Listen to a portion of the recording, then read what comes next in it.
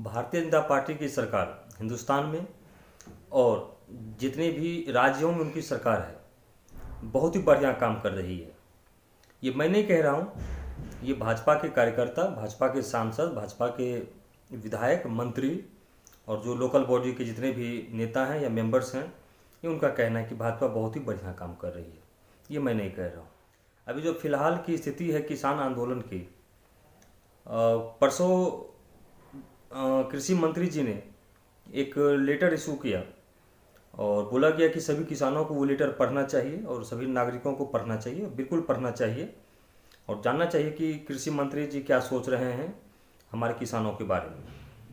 लेकिन उसमें ये जिक्र नहीं किया गया कि आप को जो एमएसपी दिया गया सरकार की ओर से उससे कम पर आपकी बिक्री नहीं होगी, आप उससे कम पर कहीं नहीं बेच सकते और कोई आपसे नहीं खरीद सकता।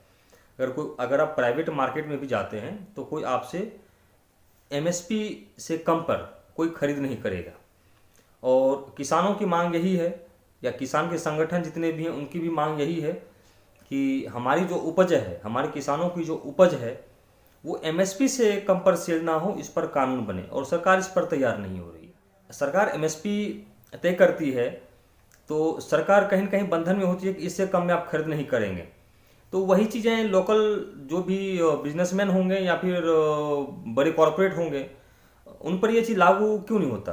उन पर भी ये चीज़ लागू होना चाहिए कि अगर धान का एमएसपी 1860 रुपये है तो 1860 रुपये से कम पर कहीं भी कोई किसानों से धान की खरीद नहीं करेगा।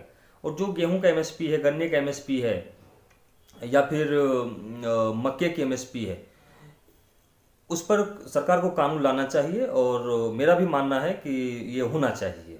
हम भी किसान के बेटे हैं और आप लोग भी कहीं न कहीं किसान के ही बेटे होंगे और किसान परिवार से ही ताल्लुक़ रखते होंगे।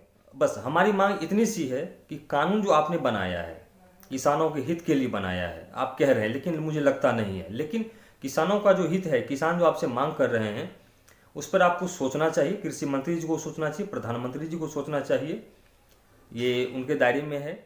और जाते जाते एक छोटी सी बात मैं और बोलूँगा। बेसिकली मैं बिहार से बिलोंग करता हूँ, बिहार के भागलपुर डिस्ट्रिक्ट से। और हमारे भागलपुर में जब गंगा पार जाएंगे नौसिया के साइड तो उधर आपको लीची, केला, मक्का हर चीज़ मिलेगा और अच्छी संख्या में मिलेगा वहाँ पर। लेकिन हर साल किसानों का रोना यही होता है कि उनका जो केला है, केला जो बिकना चाहिए उनके लिए उपलब्ध बाज़ार सही नहीं है। और फिर भी मैं सोच के ये बात परेशान हूँ कि लोग फिर भी खुश हैं। कैसे खुश हैं?